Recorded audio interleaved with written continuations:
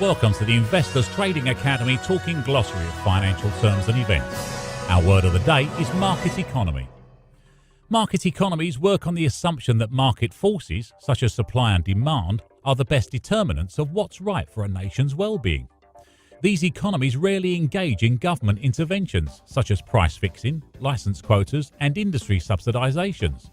While most developed nations today could be classified as having mixed economies, they are often said to have market economies because they allow market forces to drive most of their activities, typically engaging in government intervention only to the extent that is needed to provide stability.